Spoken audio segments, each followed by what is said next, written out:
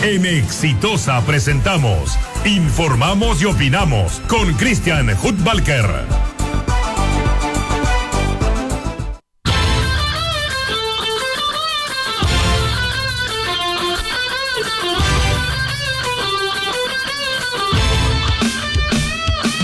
Bien amigos, ¿qué tal? Muy buenos días, bienvenidos a Exitosa, la radio del Perú. Hoy jueves 18 de abril, jueves santo.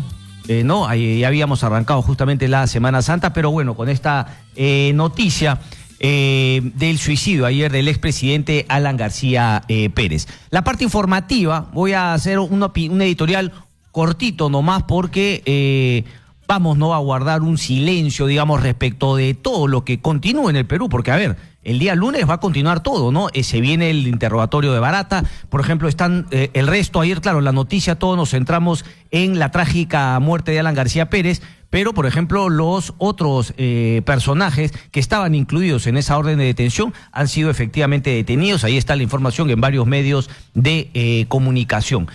Obviamente yo no voy a entrar a calificativos que me parecen que han venido de ambas partes, ¿no? De esa polarización de la cual es víctima el país y de la cual yo he hablado una y otra vez, y me parece que las dos posiciones ahora justamente se van a dos extremos. Una, decir que es un acto heroico, de dignidad y de honor, y la otra, decir que es un acto de cobardía. Me parece que las dos son malintencionadas, son con mala leche, son ignorantes y son además convenidas. Cada uno quiere obviamente darle la interpretación al acto de haberse quitado la vida desde lo que le conviene. No, los que quieren decir es un acto, no lo sabemos, ven, no lo sabemos. Entonces, claro, del lado del partido aprista también me parece que hay, más allá que acabo de escuchar a Carlos Roca, que me parece la mente más brillante en estos momentos en el partido aprista peruano, además ya venía de hace algún tiempo, porque no solamente analiza el acto en sí, sino analiza el acto de Alan García Pérez de haberse quitado la vida dentro del contexto del partido aprista peruano y de todos sus dirigentes, y además el contexto del partido dentro del contexto de la corrupción en nuestro país, que viene obviamente a pasos agigantados. Pero bueno, vamos a tocar ese tema. Entonces, repito, lo que me parece una injusticia, ¿no? Y genera también malestar, seguramente, claro, están en ese plan. Bueno, tú dices que es heroico y dignidad, de honor. Bueno, yo digo que es un acto cobarde. Y así, la verdad, pues ni siquiera se respeta, ¿no?, la muerte del expresidente Alan García Pérez. Y ojo que me estoy refiriendo a propios dirigentes del partido aprista peruano, que ayer han estado en plan en varios medios de comunicación de responsabilizar a al otro y al otro. Entonces, claro, eso da pie también para que del otro lado más bien califiquen el acto como un acto de cobardía. Entonces, así me parece que no llegamos a ninguna parte. Me parece, repito, que es una falta de respeto de los que califican el acto como cobarde, pero también de los que desde el partido aprista y gente, digamos, no vinculada, simpatizante con ese sector, califica el tema como heroico y digno, y que inmediatamente quiere sacar provecho de la muerte de Alan García Pérez. Pero bueno, esa es la historia del país. Esa es la historia del país. A ver, por ejemplo, en el diario Perú 21 aparece la entrevista a un psicólogo que dice: el suicidio no es un acto heroico, ni honor ni dignidad. Puede parecerlo, no lo es. El diario El Comercio: no es un tema de valientes ni de cobardes, ¿no? Un experto, Álvaro Valdivia, dice: la gente habla del suicidio con mucha ligereza. Y me parece que todos tienen, los que acabo de decir, tienen razón en finalmente cómo cada uno quiere interpretar y sacarle provecho, ¿no?, convenientemente a lo que ha sucedido ayer. Y claro, y finalmente el tema de la familia de Alan García Pérez, que seguramente son los que más estarán sufriendo, quedan de lado. Pero bueno, en el acto en sí me quedan muchísimas preguntas. No voy a entrar todavía al tema de Lavajato, eso lo voy a retomar lunes, después de unos días de Semana Santa de reflexión. Pero en el hecho en sí, en la diligencia en sí, me parece que hay muchísimas preguntas. Repito, yo ayer lo dije: ¿cómo fue que entra el fiscal, entra la policía y el señor Alan García Pérez les dice: dame un ratito, entro a mi cuarto, se encierra y genera ese disparo fatal? Hay responsabilidades ahí. Inmediatamente después también llamó mi atención que haya una fiscal superior, ¿no?, que inmediatamente abre investigación el mismo día. Y también me llamó la atención que el mismo día también responde el fiscal Pérez y todo el grupo del equipo Lavajato a esa investigación. O sea, un cúmulo de errores de todas las organizaciones de nuestro país. Y eso nos lleva también al otro tema, que hoy efectivamente todo el mundo está diciendo: los abusos de la prisión preventiva, los abusos de la detención preliminar, los abusos del Ministerio Público en, complicidad con el Poder Judicial. Y claro, ahora hay que decirlo también, porque hay una columna buena justamente el día de ayer en Gestión, antes de conocerse la trágica noticia de Alan García Pérez, que habla de que, claro, el tema de la prisión preventiva, de la gente en las cárceles sin sentencia, de los abusos, es un tema en la cual caen 70.000 peruanos, por no decir 80.000. Entonces, claro, recién ahora, que son los líderes políticos, ministros, congresistas, empresarios, empieza a cuestionarse algo que era una realidad y de la cual yo por lo menos he venido hablando hace tiempo: el tema de la prisión preventiva. Tanto así que suma para figuras claramente, probadamente culpables, como puede ser un Orellana Rengifo, como puede ser un César, ¿cómo se llama el presidente regional de Ancash? Perdón. César Álvarez, ¿no? Que podrían salir libres por exceso de carcelería y falta de sentencia. Como personas que, lo digo nuevamente, como en el caso de Keiko Fujimori, hasta ahora no se ha probado nada, más allá de efectivamente indicios de haber generado una obstrucción a la justicia. Pero en el tema final de fondo respecto al delito de lavado de activos de organización criminal, todavía no se pruebe nada y sigue en la cana. Entonces, ese tipo nos tiene que llamar a una reflexión, no respecto de los políticos, sino respecto del sistema de justicia en nuestro país. Pareciese que hemos vivido tantos años en absoluta impunidad, que nuevamente el mal del Perú, moverse en este péndulo de un extremo a otro, impunidad absoluta y ahora falta de debido proceso y abuso de un sistema judicial que por ahí quiere hacerlo bien, pero no tiene las capacidades ni logísticas, ni materiales, ni humanas para llevar a cabo la justicia de manera drástica, pero cumpliendo el debido proceso. Son líneas delgadas que en nuestro país se cruzan constantemente y en la cual obviamente el populismo, ¿no?, las pasiones políticas y sociales en nuestro país simplemente las dejan de lado y las pasan por agua tibia. Quiero nuevamente retomar, para irme a la pausa, la última entrevista que acaba de tener Nicolás Lúcar y Manuel Rosas con Carlos Roca. Repito, una persona que, por ejemplo, ayer guardó silencio justamente por la conmoción y por no caer en los exabruptos que han caído muchos líderes políticos ayer en la Casa del Pueblo, y que sin embargo hoy ya más tranquilo ha respondido a la prensa, a diversos medios de comunicación. Y me quedo con una frase cuando él dijo: a mí no me sorprendió. A mí no me sorprendió que Alan García acabe con su vida ante esta situación. Es más, no creí que iba a ser ayer, creí que iba a ser en otra circunstancia, quizá en otro momento, más adelante, ante una coyuntura, digamos, menos favorable para él, pero no me llamó la atención. Y eso nuevamente nos lleva a lo que yo sí quiero, y repito, hay varias preguntas. ¿Cómo así se hizo una diligencia de manera tan informal, hay que decirlo? Porque nos estamos quedando en la forma, si es que era válido o no la figura de la detención preliminar cuando no había cambiado el panorama respecto de lo que conocíamos de Luis Nava. Pero yo quiero entrar a la forma en sí, a la forma en el sentido de la diligencia. O sea, ¿cómo es que se entró? ¿Cómo es que se permitió? Me parece una falta de respeto de la Fiscalía haber abierto esa investigación contra los fiscales, ¿no? Araníbar, creo que es, ¿no? Amenábar, Henry Amenábar y José Domingo Pérez, el mismo día, como me parece también una falta de respeto la respuesta de del equipo especial Lava Jato diciendo que ellos cumplieron todo. ¿Cómo puedes haber cumplido todo si la persona a la cual ibas a detener se te metió un balazo? Y como dijo ayer Julio Rodríguez, yo lo había dicho antes en la mañana, ¿qué tal si más bien el arma que usó contra sí mismo la usaba contra todas las personas que estaban ahí abajo? O sea, nuevamente, por eso lo de Carlos Morán, también escucharlo ayer en conferencia de prensa, porque se están tirando la pelota. Claro, se están protegiendo entre ellos, pero hay una pregunta válida. ¿Qué pasó? Ese operativo fue un desastre. Fue un desastre. Carlos Morán dice: cumplimos con todo. Y el fiscal dice... Y claro, eso dentro del contexto del provecho que se le quiere sacar política y judicialmente a la situación. Ayer veíamos a un exaltado Erasmo Reina y a un exaltado Ricardo Pinedo.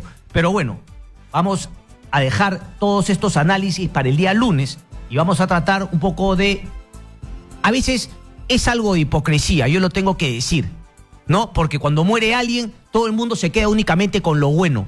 Ya hemos visto, ¿no? Medios de comunicación y periodistas que prácticamente no tenían en la frente escrito, ¿no? Alan, ahora empiezan, bueno, sí, que por aquí, a modigerear un poco, ¿no? Su discurso. Bueno, enhorabuena, quizá se debió hacer, es que el tema es de medir a todos con la misma vara. Y eso se repite también en los líderes apristas, porque escuchaba a Meche Cabanillas, ¿no? Esto es una persecución. Ayer una frase, ¿no? Vizcarra asesino al interior de la Casa del Pueblo, la verdad. Claro, se había sido motivada por el propio Mauricio Müller. Pero bueno, repito, son cosas que se pueden entender, yo no las voy a justificar, pero el día lunes seguiremos entrando al tema de fondo. Repito, Carlos Roca lo ha dicho una vez más, se tiene que seguir investigando el tema de la corrupción. Y esto debería ser justamente un llamado, no solamente para la unidad que mencionan muchos líderes del APRA, sino más bien justamente para una unidad con refundación y separación de la paja del trigo. Y esto obviamente aplica a toda la política peruana. Vamos a hacer una breve pausa y luego vamos a regresar. Ayer en su programa en Miami, Jaime Bailey, también, ¿no? Históricas entrevistas con Alan García Pérez, que todo el mundo recuerda. Yo desde chico me acuerdo, cuarto, quinto de media, que me quedaba en las noches para verlo a Bailey. Después tuvo este momento del francotirador. Pero bueno, ayer dedicó buena parte de su programa a hablar de Alan García Pérez y vamos a compartir con ustedes, ¿no? Algo de lo que dijo Jaime Bailey desde su programa en Miami. Breve pausa y venimos.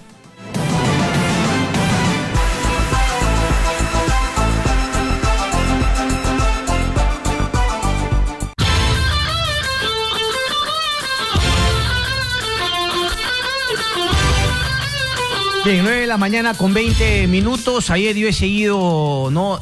Bueno, estoy acá hasta la 1 con Juliana. He seguido, ¿no? Toda la información del equipo de Exitosa. Y también quiero, ¿no? Felicitar y saludar a mis compañeros, porque los he visto desde horas de la mañana que arrancaron conmigo hasta altas horas de la noche. Entre ellas, ¿no? Stephanie, César, Álvaro, que además siguen justamente haciendo su trabajo para llevarles toda la información. Stephanie Pineda, desde la Casa del Pueblo. Stephanie, ¿cómo estás? Buenos días. Así es, Cristian. Buenos días. Nos encontramos en la Casa del Pueblo para informar lo que ha ocurrido hace unos minutos. Acaban de llegar el hijo menor del ex presidente Alan García a bordo de la camioneta guinda que solía utilizar el ex mandatario. Ingresó por el jirón Carhuaz a la Casa del Pueblo en el distrito de Breña, pues no ha brindado declaraciones, se entiende también al ser todavía un menor de edad. Luego de la llegada de Federico Dantón, llegó Josefina García, acompañada de su esposo y de su menor hija. También entre los brazos lo llevaban y pedían que respeten la situación que están atravesando ellos como familia, y por ello no iban a brindar declaraciones a los medios de comunicación. Ya se encuentran al interior de la Casa del Pueblo la señora Pilar Nores, quien llegó desde las 7:30 de la mañana, en realidad, acompañada del resto de sus hijos, y se mantienen aquí recibiendo las condolencias por parte de los simpatizantes y militantes del APRE, también de ciudadanos que han llegado hasta aquí para despedirse del expresidente. Siguen formando colas, una cola para los simpatizantes y un pequeño espacio para el público en general, para que puedan ver un poco más cerca los restos dentro de justamente de esa Casa del Pueblo. Se están despidiendo entre arengas, justamente, pañuelos blancos, rosas blancas que han traído ellos de diferentes puntos del país. En el exterior justamente también se están vendiendo, aprovechando esto, hay vendedores que con el rostro de Alan García venden pañuelos blancos y también las rosas blancas. Esta es la situación que se vive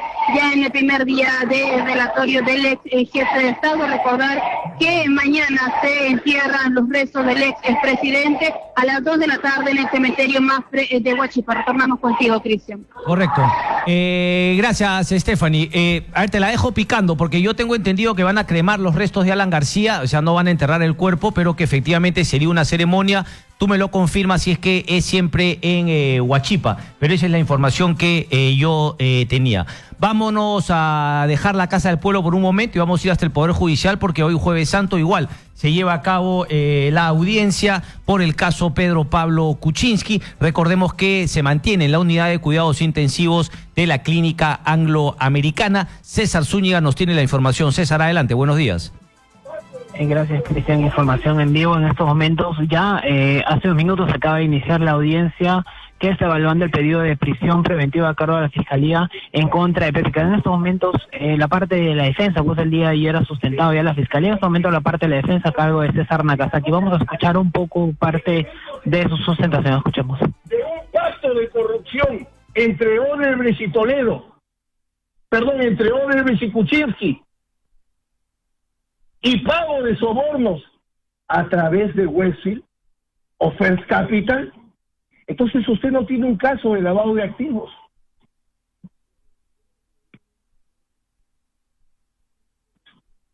Por eso es que, señor juez, me voy a centrar en el estándar probatorio de sospecha grave en un solo tema.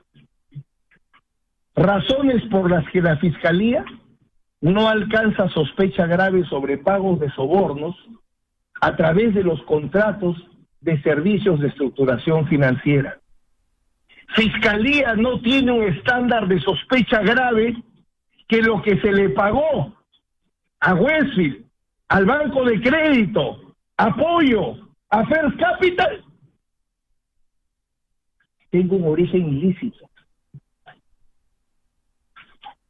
Eso es lo que pretendo demostrar en este punto. Y se lo ofrezco a hacer.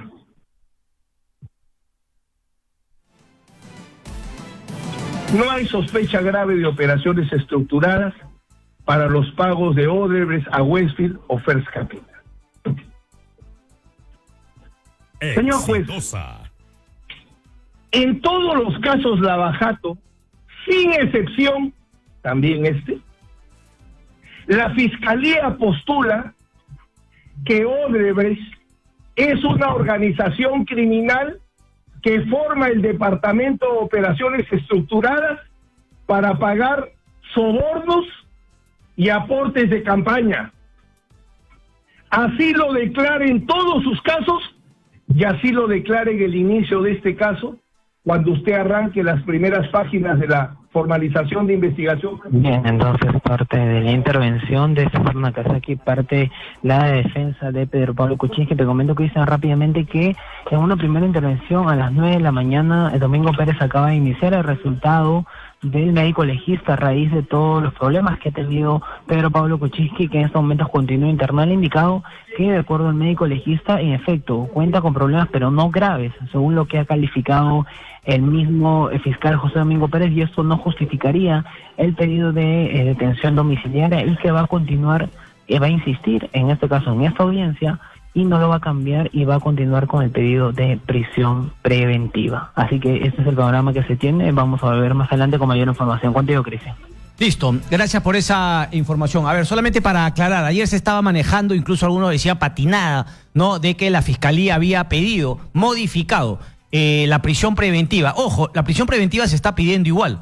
Lo que se está debatiendo de alguna manera desde el día de ayer era si es que esa prisión preventiva se cumplía en cárcel efectiva o en un arresto domiciliario. Sigue siendo prisión preventiva, la hagas en cárcel o la hagas en tu casa, solamente que la prisión preventiva pasaría a ser arresto domiciliario también. Lo que ayer se barajó era que la Fiscalía efectivamente había cambiado su pedido y había dicho, sí, queremos prisión preventiva pero con arresto domiciliario en su casa. Eso no era cierto. Lo que había dicho el fiscal Pérez, la Fiscalía, era, bueno, vamos a esperar el informe del médico legista y de acuerdo a eso, quizá evaluaremos modificar nuestro pedido de preventiva, ya no en cárcel, sino en casa. Bueno, lo que nos acaba de contar César es que cuando ha salido ese informe del médico legista, ha dicho que está mal de salud, pero que no es tan grave, por lo tanto, la Fiscalía se va a mantener en el pedido de que la prisión preventiva se cumpla en una cárcel y no en la casa de Pedro Pablo Kuczynski. Obviamente, la defensa de PPK, con César Nakazaki a la cabeza, va a pedir lo contrario. Va a pedir que, bueno, uno va a pedir que no haya prisión preventiva y si se diese la prisión preventiva, va a pedir que en todo caso se cumpla en casa. Lo que no me queda claro si es que esa ley se aplica, digamos, de acuerdo a la voluntad del juez o se tiene que aplicar sí o sí. ¿De qué ley hablo? De la ley que dice que la figura de prisión preventiva puede cumplirse en arresto domiciliario cuando la persona tiene graves problemas de salud, tiene más de 65 años, la cual sería el caso de PPK. Ahí no hay vuelta que darle, ahí no hay un tema subjetivo o en todo caso objetivo médico, es un tema que lo confirmas en su DNI y se acabó. Y el otro es de personas embarazadas. Así que todavía no me queda claro, a ver si podemos hablar con un abogado penalista, si es que es al libre albedrío, ¿no? A la opinión del juez, si es que se da o no el arresto domiciliario en casa, perdón, la prisión preventiva en casa cuando la persona tiene más de 65 años. Eso es lo que no sé, yo creía que era automático. Más de 65 años, pum, se va. Pero parece que se tienen que conjugar una serie de cosas. Que tenga más de 65, que tenga el problema de salud y que además esté embarazado, un poco difícil para un hombre. Por eso me quedan esas dudas todavía, la verdad. Vamos a informarnos mejor al respecto. Porque bajo esa premisa, Alan García Pérez, más allá de la detención preliminar, si es que después de la preliminar se hubiese pedido preventiva, también habría cumplido la preventiva en su casa por tener 69 años. No sé, son preguntas que quedan en el aire y que vamos a buscar contestarlas para que ustedes tengan más información. 9:30 hacemos una pausa, vamos a regresar con lo de Jaime Belli, ojo, venimos, regresamos.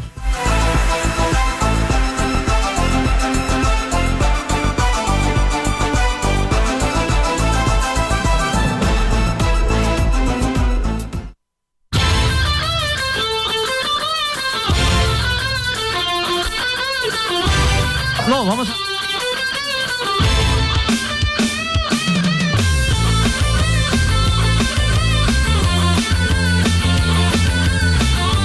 Ok, vamos con este bloque 9:33, estamos de vuelta, vamos con este bloque. Ponme por favor lo que fue el programa ayer de Jaime Belli en Miami, vamos con eso. Camus, Albert Camus, el gran escritor francés que con el tiempo tenía toda la razón, a diferencia de Sartre, que en su día fue mucho más popular, pero que estaba equivocado en casi todo. Camus decía que el único problema filosófico verdaderamente serio de la condición humana era el suicidio, y que el suicida debía dilucidar si su vida era digna o no de ser vivida. Y yo creo que Alan García comprendió que su vida hoy, 17 de abril, por la mañana, ya no era digna de ser vivida, o que su vida, vivida malamente en un calabozo peruano, era una indignidad que él no quería permitirse a sí mismo y sobre todo permitirles a sus enemigos. Creo que por eso, en parte, se ha matado. El expresidente de Perú, Alan García, se suicidó. Bien, ahí la frase, ¿no? Haciendo justamente un paralelo con Camus, el escritor francés. Estamos aquí en estudios con el doctor Héctor Vargas Saya, es dirigente del partido aprista. Doctor, muy buenos días, gracias por estar aquí. Muy buenos días, a sus órdenes. A ver, un poquito, digamos, primero, ¿no? Su reacción, ¿qué puede haber llevado al expresidente Alan García Pérez y sobre todo el futuro del partido, ¿no? Ante esta situación.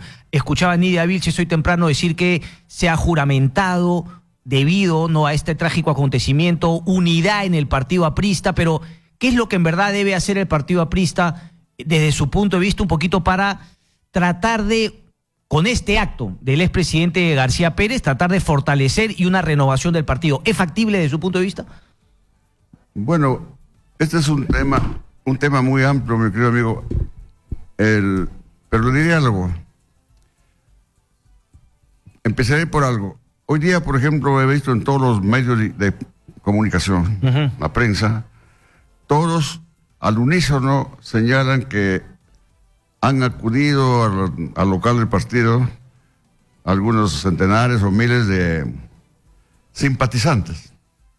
En mi época, mi querido amigo, no se hablaba de simpatizantes, sino de militantes. Yo conservo, y como yo, éramos pues 200,000 militantes con carnet y cotizantes, cada uno a su medida. O sea, aportaban al partido en su medida de su posibilidad. Esa era la economía del partido.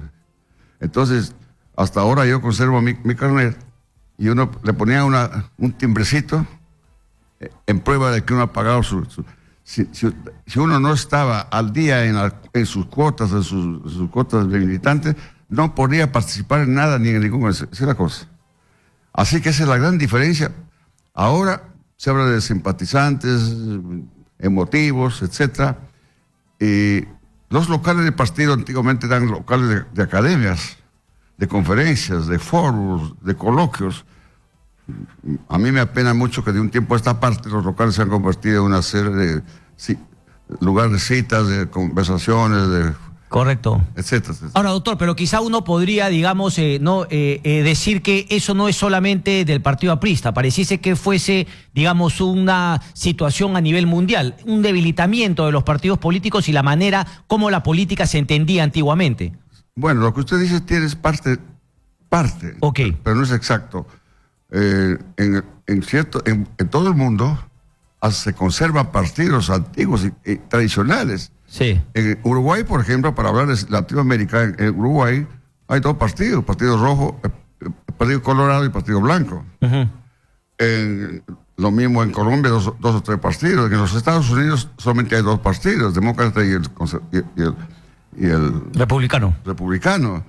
En Inglaterra, el Partido Conservador y los laboristas. De manera que en todas partes, y no solo eso, inclusive en el propio México, donde se dice que hay desorden, hay dos o tres partidos fuertes, el PRI y dos o tres más. Claro, pero por ejemplo lo que vive es que, claro, algunos es decir, la aparición de Morena, el nuevo partido justamente de López Obrador, también va marcando, digamos, una caída en los partidos tradicionales y la aparición. Donald Trump también era una figura externa al Partido Republicano, pero, digamos, es una cuestión que uno podría decir, bueno, en el PPC, ya volviendo aquí al Perú, también se ha debilitado, Acción Popular ha tenido un renacer. Entonces, claro, uno diría, ¿hay todavía futuro para el renacer del Partido Aprista Peruano desde su punto de vista, doctor? Yo lo veo muy difícil, ojalá, pero no se olvide una cosa, que hay un adagio, mal de muchos, consuelo de tontos. Uh-huh. Ahora, en el partido que ha sido uno de los ejemplares, uno de los países que dio ejemplo en Latinoamérica, con el Partido Aprista, precisamente se buscaba organizar no solamente los partidos, sino institucionalizar la política. Costa Rica, por eso hasta ahora, Costa Rica es un ejemplo político. Ahí nació el Partido de Liberación Nacional, su líder máximo, el doctor José Figueres, que era gran amigo de Víctor Olvera Torres, yo lo conocí también, fundó ese partido y desde ahora permanece. De manera que solo en el Perú se ha extinguido casi totalmente, ya no hay partidos políticos, se han extinguido, se han informalizado. Lo que usted dice es verdad en cierta forma, porque el mundo crece, hay mucha población y se puede cambiar las cosas, pero no destruirlas. Correcto. O en todo caso, digamos, adecuarse a la modernidad. Adecuarse también, pero sin perder el horizonte, sin perder la organización, sin perder la disciplina. Correcto. Sin perder... Claro, yo no hago un juicio de valor si es que es bueno o malo. Es más, algunos dirían que, claro, los partidos políticos tradicionales tendrían que utilizar las herramientas de la modernidad que te brinda la tecnología, pero queda claro que justamente por ahí la desinstitucionalización de la política en la sociedad más bien ha generado los problemas que hoy podemos ver en el mundo. Sí, claro, lo que usted dice es cierto. La tecnología trae muchas cosas, hay muchas cosas que inclusive en la literatura, yo escribo, usted sabe, ha cambiado todo. Antes escribíamos en máquinas mecánicas. Sí. Hoy es muy fácil con el internet y con las computadoras, etcétera. Todo eso ha cambiado. Correcto. Y nosotros lo único que tenemos que hacer es adecuarnos a eso, pero no destruir las instituciones. Tal cual. Hay que reforzarlas, más bien hay que hacer buen uso de la tecnología, de la modernidad y de todo para aplicarla a las instituciones, pero no al revés. Ok.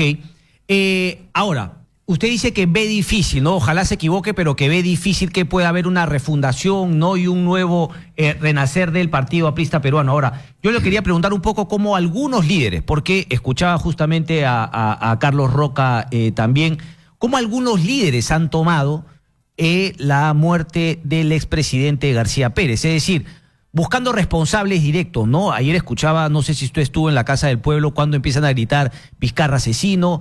Han sido algunos medios de comunicación, han sido puntualmente algunos periodistas los que han generado este tema. Más allá de que efectivamente el sistema de justicia esté por ahí cometiendo excesos, seguramente, como yo lo dije en mi editorial, por la impunidad que se ha vivido antiguamente, ese péndulo que nos lleva de un extremo a otro en nuestro país, pero cree que es el mensaje adecuado o la lectura adecuada buscar responsables afuera de la muerte del expresidente García? No, eso es emotivo.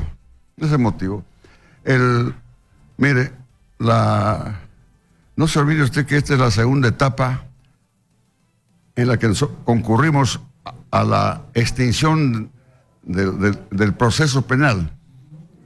El primer proceso penal ha sido archivado hace 10 años o más por prescripción. Correcto. Hoy no hay prescripción, pero hay extinción. Se extingue la pena con la muerte de la persona, ¿no es cierto?, del acusado. Sí. Ahora, usted me pregunta si es... Claro, toda muerte es penosa. Toda muerte es dramática, sobre todo por los familiares, y mucho más dramática en la condición en que se ha producido la muerte del señor García. Pero la reacción para mí me parece un poco rara, un poco penosa, porque no sé, no es conveniente decir en estos momentos, pero él tenía ciertas manifestaciones mentales, que sean intelectuales. Él tomaba mucho litio, por ejemplo. ¿No? Ok. Sí, de manera que... hay un tema de salud mental que no se ha tenido en cuenta y que no se quiere, digamos, de alguna manera revelar. Ahora, si queremos hablar con honradez política, social, con moralidad política, digamos todas las cosas claras. Cuando Hitler cometió lo que cometió, sí, nadie se abstuvo de decir, bueno, que estaba loco, ¿no es cierto? Entonces ahora hay que hacer un análisis para saber qué cosa es lo que pasó, porque yo veo que es desproporcionado la actitud que él tomó de suicidarse por una... detención preliminar. Sí, no era detención, porque todavía no había detención, estaban haciendo ¿Un allanamiento? Un allanamiento, una inspección a su domicilio. Y la reacción que él adoptó es extraña. Ok. ¿Le sorprende? Porque escuchaba también a Carlos Roca más temprano y decir, a mí la verdad no me sorprendió el desenlace fatal que decide Alan García Pérez. Simplemente no lo veía entrando a la cárcel esposado, no lo veía, y claro, no voy a entrar a las causas por cuales no lo veía, porque claro, mucha gente está hablando de honor y dignidad en el acto, y en la contraparte están hablando de un acto de cobardía al querer o digamos alejarse de encarar a la justicia. Sí. Más allá de ese tema, ¿a usted le sorprendió? No, yo coincido con Roca en ese aspecto. A mí no me sorprende por la cuestión, por la conducta. Si usted me pregunta, por ejemplo, de un amigo a quien yo conozco, me sorprendería porque una actitud... Correcto. Pero en el caso por la manera cómo vivió, cómo actuó, ¿no? Cómo se veía a sí mismo Alan García Pérez, teniendo en cuenta también las cuestiones que usted ha mencionado de orden no mental, intelectual, ¿no lo sorprendió este desenlace fatal que él toma? A mí no me sorprendió eso porque por las mismas razones de cualquier otra persona que conoce el tema, ¿no es cierto? Porque no hay un equilibrio, hay una desproporción tremenda entre la posibilidad de un allanamiento y sobre todo cuando él decía que quien no la debe no la teme. Correcto. Entonces, si él estaba seguro de todo eso, naturalmente no tenía por qué adoptar esta actitud. Esta actitud ha sido que no la pensó, porque él, yo pienso que no lo pensó, pues. Tiene familia, y bueno, ¿para qué todo lo que ocurre? Eso es lo que dicen los psicólogos, ¿no? Contra un poco lo que algunos líderes apristas, ¿no? Como Mauricio Müller, ¿no? Quieren un poquito plantear un acto de... No, señores, los psicólogos dicen que es un acto de desesperación, un momento en el cual cruzan muchas cosas por la cabeza y uno decide finalmente tomar una decisión fatal. Claro, todo eso es cierto, pero como usted comprenderá, eso es inexplicable y no se puede perdonar eso en un político. El político que se trata, que quiere ser político o que es político, tiene que tener pues talento, tranquilidad, serenidad, audacia a veces en muchas cosas, pero no puede perturbarse así de la noche a la mañana, entonces en consecuencia deja de ser político. Correcto, déjeme hacerle entonces una pregunta final, doctor Vargas Saya, porque claro, esto va un poco a contramano de lo que quieren, digamos, plantear, ¿no?, algunos políticos del partido aprista que, por ejemplo, están todavía en el Congreso. ¿Este acto de Alan García Pérez, digamos, le devuelve misticismo al partido aprista o más bien pone en cuestionamiento la manera como el partido se manejó en los últimos años respecto de la figura de Alan García Pérez? Bueno, usted me pone en la situación... No, yo no soy muy partidario de hacer predicciones. Ok. No, yo no diría, porque usted sabe, las cosas se producen de la manera más inesperada. Puede ocurrir, puede no ocurrir, o puede ser actitudes de un momento emotivo. Respecto, digamos, de lo que va a generar en el partido, si es que va a generar este misticismo que antes se tenía. Lo que yo pienso, ojalá que no se produzca, es que muchos que lo lloran, muchos que lloran su partida, internamente deben estarse frotando la mano porque van a ser los que van a ocupar, llenar el vacío. Ahí viene, ahora vamos a ver cómo se disputan los cargos. O sea, usted este cuento de la unidad por la muerte del compañero pues, García, no, pero no solo eso, ni con la vida, con la ni en vida ni en muerte. Tampoco hubo unidad, como usted comprende. Cuando yo era miembro, yo he estado 5 veces en el Parlamento. Nunca en el Congreso la célula parlamentaria aprista era menos de 50, 60, 80, 90 integrantes. Es un partido fuerte. Ahora el partido que... ¿Cuántos tiene en el Congreso? 3, ¿no? 5. Bueno, mire usted, es un partido que no tiene ni siquiera el número necesario para lo que llama una bancada. En mi época era un partido fuerte, si no era el primero, era el segundo, en el peor de los casos. Y justamente, y eso es el horizonte, la meta de todo partido político. Correcto. Ahora, usted me pregunta cómo será. No le podría responder esa pregunta porque no soy pitonizo, porque no se sabe qué podría ocurrir. O se hunde más, que no lo deseo, o se recupera. Ahora hay que ver quiénes lo van a recuperar, porque ahí falta mano de un liderazgo. Un liderazgo. Correcto, pero lo que me queda claro, y con esto termino, es que para usted, digamos, a priori, más allá de lo que vaya a generar en los próximos tiempos, no la partida de Alan García Pérez, no, digamos, no comparte esta figura que desde ya se dice que se fue con honor y dignidad. No. Mire, eso es al revés, ¿no? Es al revés. Yo le cuento una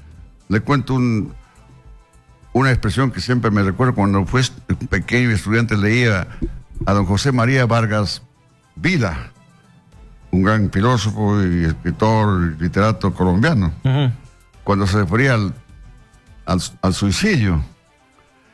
Le cuento esto, y él dice en su obra Ibis, dice que él no está en contra del suicidio. El suicidio es una forma de actitud del ser humano, pero el suicidio no es ni bueno ni malo. Dice, cuando la vida en un hombre es un dolor, cuando la vida es un dolor, el suicidio es un derecho, pero cuando la vida es una infamia, el suicidio es un deber, decía él.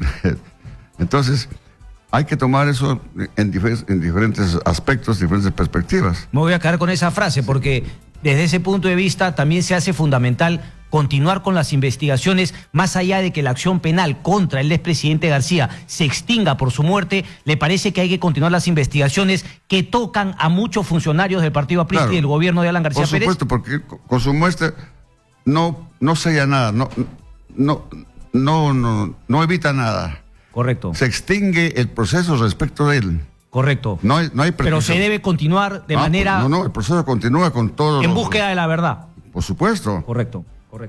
Héctor Vargas Saya, un placer, caballero, tenerlo por acá. A sus órdenes. Muchas gracias. Hasta luego. Vamos a hacer una breve pausa y regresamos.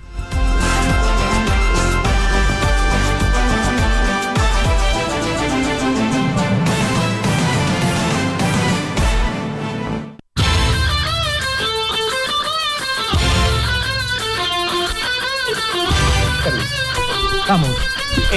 9 de la mañana con 51 minutos. Seguimos en Exitosa. La verdad interesante, ¿no? Las palabras tanto de Héctor Vargas Saya como de Carlos Roca, ¿no? Una visión bastante más ecuánime, ¿no? Por así decirlo, respecto de la partida del expresidente Alan García Pérez. Vamos a centrarnos ahora, digamos, en el tema judicial, jurídico, respecto de lo que genera la muerte del expresidente Alan García Pérez, respecto de los procesos que contra él se llevaban. pero obviamente él, según la tesis fiscal, estaría involucrado, ¿no?, en una organización. Es la hipótesis que plantea el fiscal Pérez. ¿Qué significa esto? Se extingue la acción contra el presidente García Pérez, pero continúa el resto de investigaciones, por lo tanto, ¿se debía o no continuar ayer, por ejemplo, con el allanamiento? ¿No? Preguntas que están en el aire y que buscamos responder con la colaboración del doctor Luciano López. Luciano López, muy buenos días, gracias por atendernos. Gracias, Cristian, buenos días. Buenos días. Doctor, lo primero, ¿qué, consecuencias jurídicas trae la muerte del expresidente Alan García Pérez respecto de las investigaciones que se seguían contra él? Las consecuencias son individuales, Cristian. A ver, vamos a hacer algunas distinciones para que todos podamos entender qué cosa es lo que está pasando. Una investigación lo que hace es, como su mismo nombre lo indica, indagar la veracidad de una historia. Y en una historia pueden estar comprometidos varios personajes. Uno de esos personajes de esta historia, ahora vamos a ponerle rótulo jurídico, tú comentabas antes de preguntarme, se le acusa de pertenecer a una organización criminal y de lavar activos, etcétera. Entonces, de eso trata la historia. Entonces, el señor García formaba parte de esa historia como un personaje y habían otros más. ¿Qué pasa una vez que él muere? Que es lo que ha sucedido, lamentablemente. Entonces, lo que corresponde a lo que es la acción, es decir, la persecución, cesa contra él. Pero eso no significa que la investigación de la historia, que incluso lo comprendía, no va a dejar de ser investigada. Es más, tiene que investigarse. ¿No es que estás hablando de una organización? Entonces, desde ese punto de vista, lo que significa es que procesalmente se va a archivar ese extremo que tiene que ver solo sobre él, pero la investigación sobre la organización, sobre la veracidad de esa historia, continúa. Y así debiera ser, porque de lo contrario, imagínate, sería pues un espacio de impunidad que jurídicamente eso no correspondería. Eso en primer lugar hay que dejarlo claro. Correcto. Lo segundo es lo que pasó ayer con la diligencia de allanamiento. A ver, hay que dejar muy claro que el allanamiento es una medida que básicamente está centrada en buscar elementos, es decir, más práctico, para buscar pruebas que puedan servir para la investigación. Es decir, no necesariamente para la persona, porque puede ser que, por ejemplo, me digan que el fiscal puede pedir que se allane una casa que no pertenece necesariamente a un investigado, sino, por ejemplo, a su hijo. ¿Su hijo está investigado? Puede ser que no. Entonces, el allanamiento no es sobre la persona. ¿Qué particularidades ocurrían ayer, Cristian? La orden judicial, según trascendió en prensa, tenía medidas personales y medidas no personales. Me explico. La personal era la detención preliminar. Eso sí es intuito persona, pues, porque había que detener al señor García y había que detener a otros personajes más que establece la resolución. Pero también establecía medidas no personales. Por ejemplo, allanamiento sobre inmuebles y registro. Eso es sobre el inmueble y sobre las cosas. Eso no tiene que ver con las personas. Por eso es que, por ejemplo, discrepo, con todo respeto, con los letrados, entiendo, además ayer ha sido un momento de mucha conmoción y dolor de los partidarios, y sobre todo los abogados, que además son partidarios del partido aprista, presidente García, exacto, que señalaban, incluso concurrieron a la diligencia, señalando de que esta debía cesar de inmediato porque el señor García había fallecido.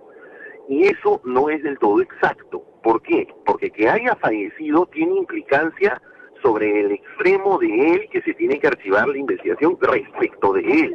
Pero la investigación como indagación de historia que involucra a otros personajes no se debe archivar.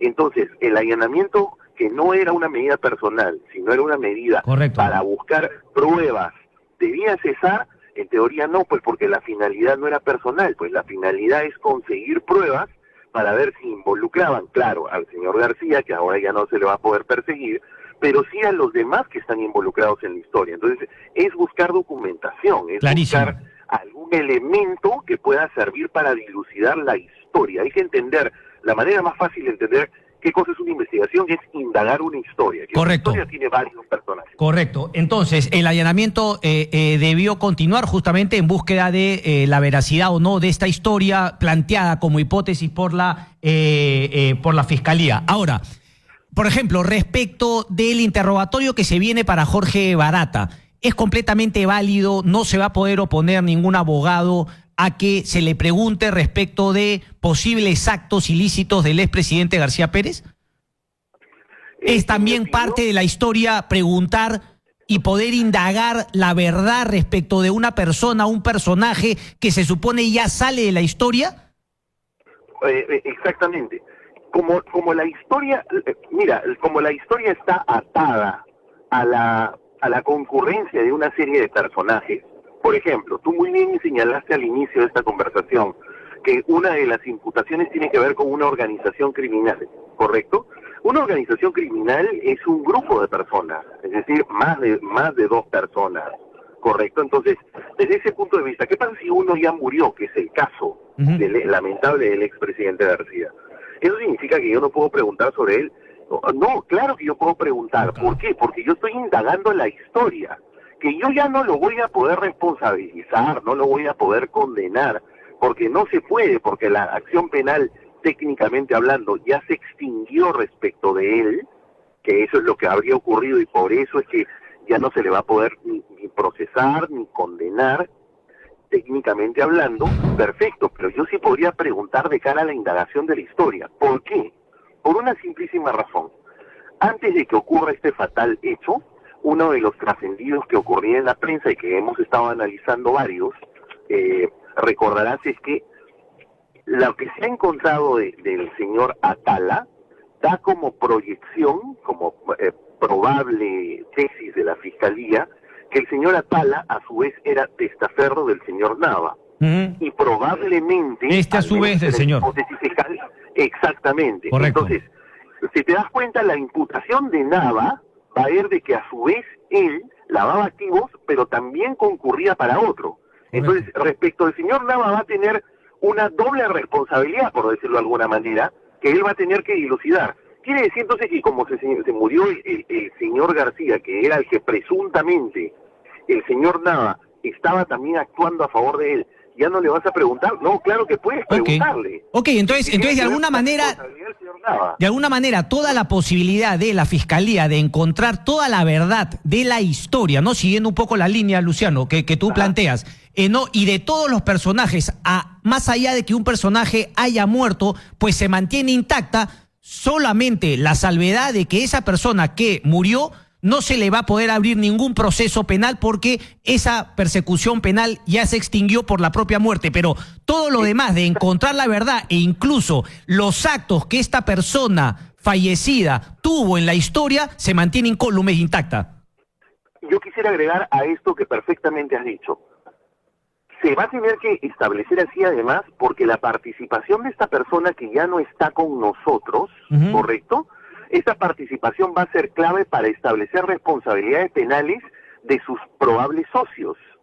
Si no, no podrían tener responsabilidad estos probables socios, pues. Ok, pero déjame un ratito más, por favor, con Luciano. Déjame plantear una cosa, porque claro, ¿qué pasaría si, por ejemplo, en el caso hipotético, Nava lo único que hace es culpar a Alan García Pérez? ¿Quién defiende que Alan García Pérez pues diga, oye, no, claro, el señor ya se murió? Sería muy fácil también echarle la culpa de todo, más allá teniendo en cuenta que la extinción ya no se va a seguir contra la persona fallecida. O sea, de alguna manera ahí también hay alguien quien pueda defender, o sea, se sigue manteniendo la figura de un representante del fallecido expresidente García Pérez.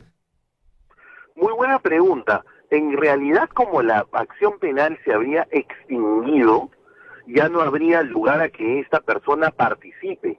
Pero aún en esa hipótesis que tú planteas, que sería una estrategia de defensa muy probable, además, altamente probable, Cristian, lo que sucedería en ese caso es que aun cuando usen esa estrategia de defensa, eso no significa de que perdóname la expresión, el que le tira la pelota al muerto, ¿no es cierto?, queda libre de responsabilidad. No ha tenido una responsabilidad, más bien está admitiendo que eso ocurrió. Entonces, por eso es que de una u otra forma lo que se hace es develar la verdad, Pero como tú muy bien lo has entendido ya, lo único que estaría sucediendo jurídicamente es que no habría impacto en el efecto, es decir, ¿en qué? Correcto. En sancionar a una persona porque está fallecida, porque la ley dice que se extinguió la acción penal. Correcto. Luciano, una cortita. A ver, queda claro que eran dos diligencias ayer, ¿no? Que claro, se suman en una, ¿no? Allanamiento y detención. El allanamiento continuó hasta, entiendo, todo el día de ayer, pero la de detención fue un completo fiasco. Desde mi punto de vista, más allá de que la decisión obviamente fue del propio expresidente García, pero fue un fiasco porque no logró su cometido, que era detención y poner a buen recaudo a una persona que se supone había sido ordenada su detención por mandato judicial. ¿De quién es la responsabilidad? ¿De la policía? ¿De la fiscalía? O sea, ¿cómo así tan alegremente el ministro Morán dice que, bueno, el señor García Pérez, cuando entró la fiscalía y la policía, dijo, déjenme un ratito que voy a mi cuarto a hablar con mi abogado, cerró la puerta con llave y se disparó? ¿Qué pasaba, como yo lo dije ayer, si más bien sacaba un arma y decidía disparar e intentar una fuga? O sea, no me parece, por no decir ingenuo y hasta una falta de respeto, lo dicho por el ministro Morán. ¿Quién falló ahí? A ver, muy buena pregunta. Yo voy a complejizar un poco más incluso la pregunta, que además revela una historia que al menos hoy estamos tratando de dilucidar a través de los medios de prensa que he revisado hoy en la mañana. Lo que habría sucedido, según las historias que se están dando a difundir hoy en la mañana, es de que permiten el ingreso de los oficiales de policía más el fiscal, y dicen que la versión es que el señor García pisa los primeros escalones de la escalera de su casa y él pregunta si es que estaban viniendo a detenerlo, responden que sí, él dice que va a llamar a su abogado y sí, en ese momento los policías debieron haber subido para abordarlo, porque al parecer todo sucedió bastante rápido, pero ahí responsabilidades, bueno, van a tener que realizar una investigación, porque en realidad cuánta rapidez fue como para que humanamente los policías tengan que haberse abalanzado, subir rápidamente las escaleras, tumbar la puerta para tratar de detenerlo porque él cerró la puerta y luego se escuchó un disparo. He leído hoy, por ejemplo, el diario El Comercio, que detalla esa versión y que señala que cuando escuchan el disparo los policías pensaron que también podían disparar contra ellos y no tumbaron la puerta, sino que ingresaron por el balcón. Lógico. Lo que he leído, por ejemplo, esta mañana. Lo que pasa es que el ministro Morán, Luciano, dijo con una frescura que, bueno, cuando el presidente dijo, ok, déjenme un ratito que voy a llamar a mi abogado y se fue a su cuarto, prácticamente el ministro Morán lo contó como si fuese efectivamente una cuestión completamente válida que una persona que tiene que ser detenida haga esa cosa. Sí, pero también hay cosas que habría que tomar en cuenta, Cristian. Primero, cuán rápido puede haberse acontecido todo eso, punto número uno. Dos, tampoco estabas hablando de cualquier persona, era un expresidente. Y sí, comprendo, habría que ver cómo, en el marco de una investigación interna que me imagino se va a realizar, cuán rápido se pudo haber desarrollado todos estos hechos, sobre todo que ahora es que estoy leyendo, por ejemplo, la versión de este diario que señalan de que solamente él pisó un par de escalones y rápidamente se metió a su habitación y simplemente se escuchó un disparo y entonces tuvieron que ingresar por el balcón. Pero yo quisiera complejizar tu historia con un dato más, que era algo que yo comenté ayer en horas de la mañana en algunos medios y luego dejé de comentar por un tema natural de la sensibilidad del momento, ¿no? Que es la siguiente. Cuando ocurre este hecho, y efectivamente tuvieron que auxiliarlo y conducirlo al hospital. En ese momento ocurre un hecho violento en el que el fiscal, si bien es algo que no está previsto en la ley, naturalmente un incidente de esta naturaleza no está previsto en la ley, el sano criterio aconsejaba que el fiscal tendría que haber llamado al fiscal de turno del distrito de Miraflores para que concurra, porque estamos hablando de un hecho violento que posteriormente ha sido seguido de muerte. Entonces, si bien hay muchas versiones coincidentes que señalan de que fue un suicidio, sin embargo, se tiene que hacer una investigación para dilucidar exactamente desde el punto de vista legal que eso sucedió así. Correcto. Luciano, entonces, dale. Dale, entonces, ¿qué cosa? No, sí, no, dime. Hoy día he visto, por ejemplo, que se publica en una radio local un video colgado por los propios abogados del señor García, que le increpan que concluya la diligencia porque había fallecido, Sí, pero ahí justamente el fiscal da cuenta de que ya estaba presente el fiscal de turno.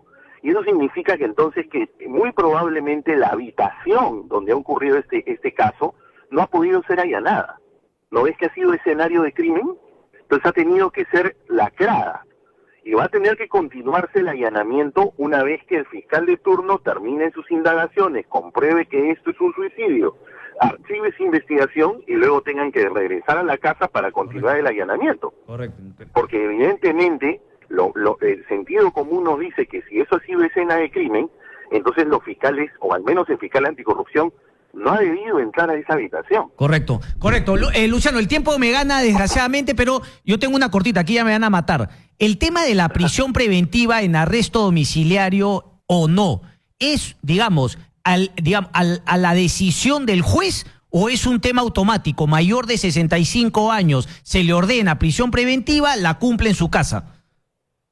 Es una decisión del juez. Ok, es una decisión del juez. Es una decisión del juez porque la ley dice efectivamente que 65 años, pero le obliga al juez a que él tenga que imponer esa decisión siempre y cuando tenga altas probabilidades de que no se va a fugar o que no va a obstruir la acción de la justicia desde su domicilio. Okay. Entiendo que ayer, como ha habido una situación médica, era caída por gravedad, que iban a dar la detención domiciliaria, así lo varió el señor Pérez y el juez lo entendió también de la misma manera. Listo, Luciano López, un placer como siempre, gracias. Igualmente, chao. Chao. 10 de la mañana con 8 minutos. Breve pausa, vienen los titulares. No se muevan.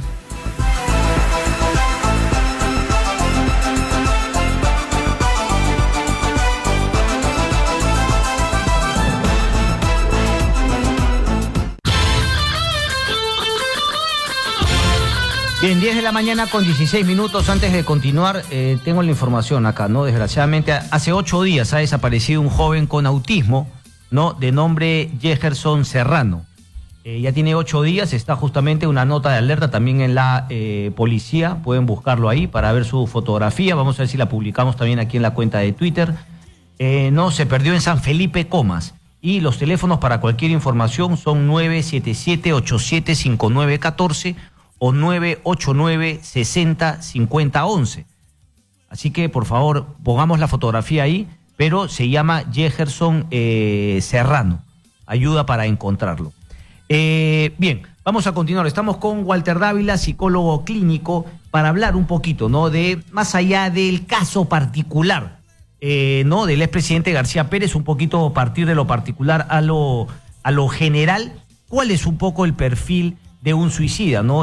No es un tema de valientes ni cobardes, tiene una nota el diario El Comercio, pero de alguna manera, ¿cuáles son los elementos comunes que se pueden encontrar en los casos de personas que se han suicidado o que han intentado suicidarse? Claro. Doctor Dávila, ¿cómo le va? Muy buenos días. Gracias por la invitación. Yo pienso que desde el punto de vista psicopatológico y de la enfermedad mental, se debe enfocar estos tipos de problemas. No es una casualidad, no es que porque yo esté equilibrado, porque quise matarme, sucedió, no. Si analizamos de un punto de vista más profundo, vamos viendo que cuando las sustancias químicas se alteran, por ejemplo, la dopamina, que es una sustancia muy importante que regula, en este caso, el carácter y el pensamiento, cuando disminuye, ya sea porque estoy ansioso, porque estoy preocupado, porque tengo problemas que no lo he solucionado, o porque de repente estoy en depresión, un estado de tristeza profunda, estas sustancias químicas se alteran, entonces la persona ya no es libre de su voluntad. Comienza a cometer actos, en este caso suicidas. ¿Por qué? Porque él ya no está con él mismo, ya su voluntad queda disminuida. Por lo tanto, no hablamos de una enfermedad, hablamos de una enfermedad que tiene un correlato a nivel ya fisiológico y psicológico. Pero, doctor, lo que me plantea es que todo suicidio parte de un acto, digamos, casi involuntario, ¿no? Que es llevado por un momento, ¿no? Por unos pequeños, ¿no? Minutos, segundos que lo llevan a una persona a tomar una trágica decisión. Pero ¿es así? ¿No hay acaso una posibilidad de un suicidio, digamos, voluntario, a conciencia? Explíqueme un poco ese tema. Es que el ser humano tiene un instinto de supervivencia natural, y eso es lo que domina más. ¿Quién se quiere matar? Lo que pasa es que cuando una persona está alterada emocionalmente, está en desequilibrio, ya no piensa, no razona, En ese momento se deja actuar por los instintos primitivos y actúa de manera como lo cometen muchas personas matándose en este caso. Ok, déjeme hacer, porque ya no estamos hablando de un tema particular, ¿no? Claro. Así que me permito, digamos, hacer ejemplos. O sea, cuando uno, por ejemplo, realiza a través de la historia, póngale los famosos kamikaze japoneses, Ajá. ¿no? Que, claro, era una manera también de suicidarse, pero se supone por un fin no superior, que era, en términos de la guerra, causar un daño mayor, si es que uno, a pesar justamente de tomar su propia vida. O, ahora que se ha usado el término, me parece hasta un poco, fuera, digamos, fuera de lo común mencionar el término inmolar. Cuando aplicamos el término inmolar, por ejemplo, al tema de los terroristas fundamentalistas, ¿no? Hoy por hoy en el terrorismo musulmán, de los locos, no tiene nada que ver con la religión, pero de grupos terroristas. O sea, ¿qué está pasando ahí? ¿Ahí qué hay? ¿Si hay un grado de conciencia o esos kamikazes, esos fundamentalistas también están fuera de sí, más allá de que lo hacen por un tiempo más largo que otros? Claro, lo que pasa es que acá ya estamos hablando de un proceso largo de sugestión. De un lavado de cerebro. Donde las personas lo entrenan, no pues que te digan, mátate ahorita, mata a tal persona, con este grupo de personas te vas a matar. Ha habido un entrenamiento previo para llegar a esa. Lógico, porque si yo me autosugestiono o autosugestiono constantemente, haciéndote creer a ti de que ese es el enemigo y de que por eso hay que inmolarse, en el tiempo sí lo vas a hacer. No solamente en este caso los terroristas, sino también muchas sectas religiosas lo hacen, haciendo matar a toda una ciudad, a toda una población, por el acto espiritual, porque Dios está arriba, porque vamos a ir al cielo, en fin, por muchas causas, engañándolos por medio de la sugestión y por medio de la palabra en este caso. Ahora, imagino que esa es la connotación también en términos, digamos, policiales. Claro, cuando una persona es esposada y también puesto un chaleco antibalas, obviamente pasa también porque esa persona no vaya a generar daño a terceros, pero como que habríamos perdido de vista aquí en nuestro país que esa persona se puede autoinfligir un daño. O sea, como que esa imagen la habíamos retirado y es justamente lo que pasa el día de ayer, cuando la policía, digamos, no toma de manera célere a la persona a la cual se le iba a detener, digamos, inmovilizarla para que no ocurra lo que desgraciadamente acá pasó. Ha habido exceso de confianza, porque toda persona que va a pasar por un tema traumático como una detención. Claro, en este caso hay que cuidarlo, porque muchos se cortan, otros se quieren en ese momento disparar, otros de repente quieren tirarse del quinto o sexto piso, o sea, quieren atentar contra su vida. Nosotros tenemos que tener mucho cuidado, porque las personas no sabemos cómo van a reaccionar. Cada ser humano actúa acorde a sus principios, a sus ideas, de repente también a sus alteraciones emocionales que perjudican su salud o de repente lo pueden llevar al éxito. Cuando mucha gente ha planteado, porque nuevamente la polarización de la cual somos víctimas en nuestro país, ¿no? Dos puntos que incluso yo lo he criticado, incluso de boca de propios personas vinculadas al expresidente García Pérez, ¿no? Inmediatamente le quieren dar un matiz de un acto de honor y dignidad. Y por el otro lado, un acto de cobardía de no querer encarar. Me parece que las dos son, digamos, una falta de respeto a la muerte y además un adelantamiento que no tiene ningún sentido más que querer plantear algún tema de conveniencia personal. Ni una ni la otra, desde su punto de vista. Lógico, para mí es un acto de alguna alteración de la mente, producto de sustancias químicas, producto de sustancias que no están reguladas. Estas sustancias se han alterado en el tiempo. Ahora, ¿por qué se alteran? Ahí viene la parte psicológica. La preocupación altera las sustancias químicas. Por ejemplo, si no tengo trabajo, o de repente no tengo dinero, o peleé con mi familia, o de repente me separé de mi pareja. Pero déjeme tener, entonces, hay un tema mental, psicológico que altera las sustancias químicas. Que altera las sustancias químicas. O sea, finalmente hay un tema fisiológico que genera ese desenlace. No hay conducta pura.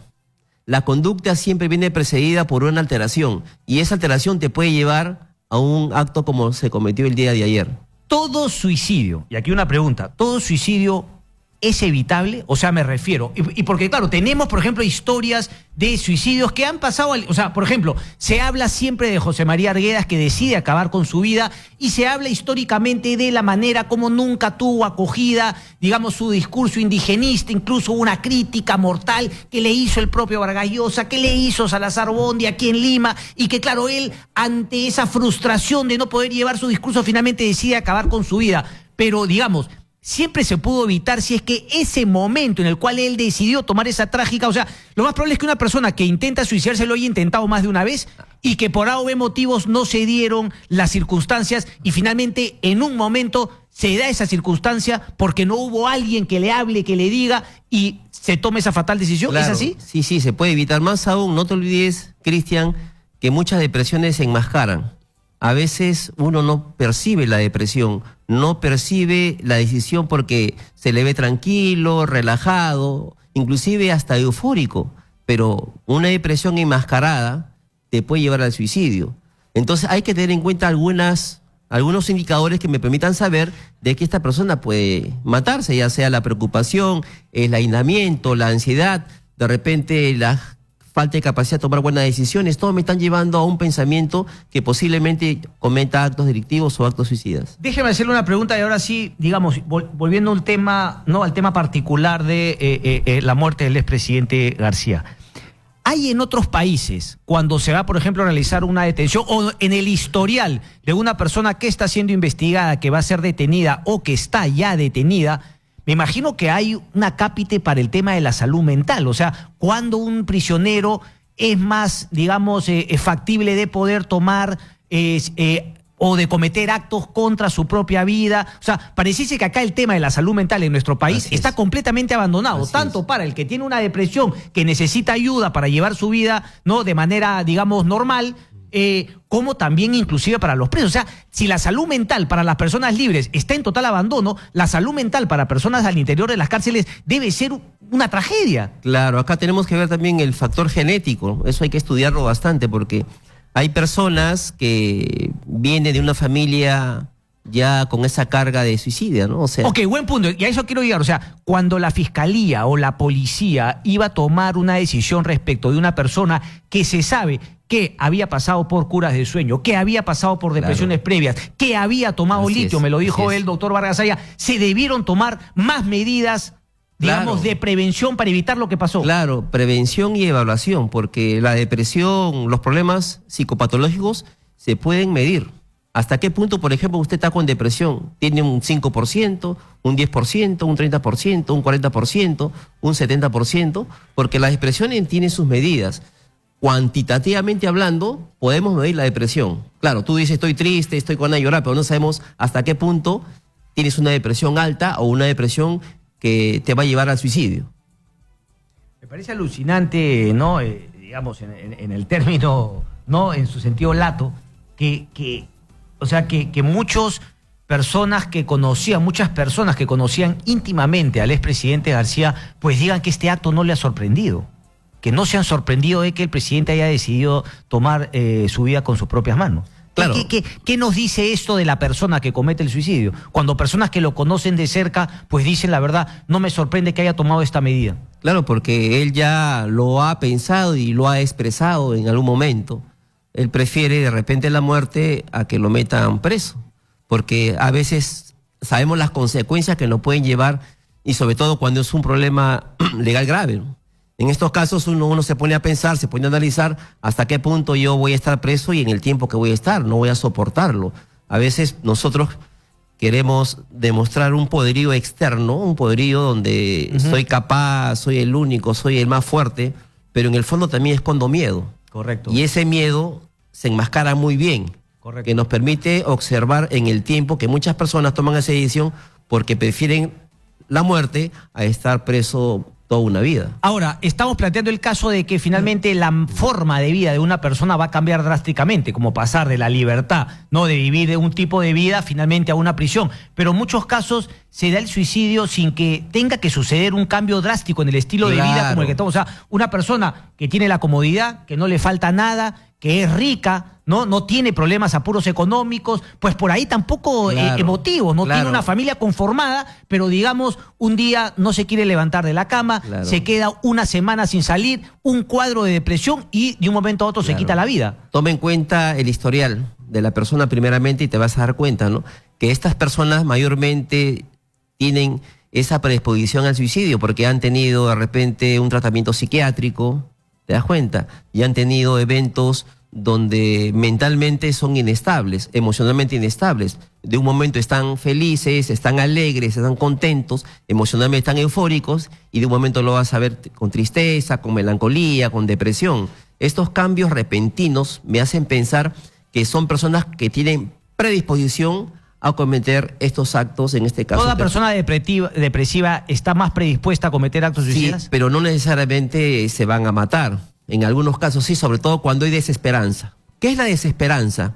La desesperanza es cuando la persona que está en depresión ve su futuro poco prometedor. Porque no olvidemos, si lo enfocamos desde el punto de vista de Aaron Beck, que estudió mucho la depresión en los años 60, él decía, el depresivo tiene una triada cognitiva, un pensamiento sobre sí mismo negativo, un pensamiento negativo sobre los demás y sobre el futuro. O sea, no hay posibilidad para el depresivo ver un futuro poco prometedor. Y cuando ve que el futuro ya no hay nada que hacer, que está acabado, viene el pensamiento suicida y comete estos actos. Correcto, pero tampoco estigmatizar a las personas, porque claro, una persona que se reconoce con problemas de depresión, obviamente está más alejada de un posible suicidio porque conoce su debilidad Claro, per se. pero no basta que conozca la depresión, porque no es un acto de voluntad. Claro, sino, digamos, que la conozca y que se reconozca con ese problema y que busque ayuda. Ahí cambia la cosa, Correcto. Porque en la medida que yo voy buscando ayuda y tengo, por ejemplo, una ayuda... No, que hay gente que dice la depresión, sí, pero yo la manejo, claro, esa es la típica. No es así, pues. Correcto.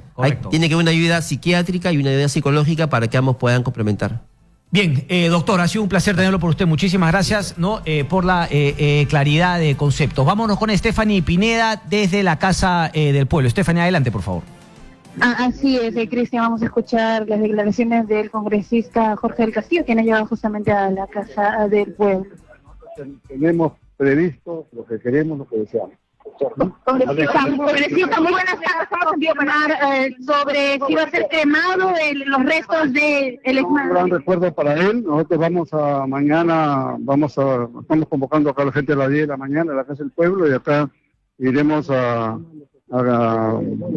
Mafre, el cementerio Mafre de Huachipa, donde va a haber una cremación. Así es que toda la gente puede venir hoy día y mañana hasta las 10 de la mañana. Están viniendo una serie de líderes políticos, ¿no?, que van a asistir y los vamos a recibir aquí con consideración y respeto.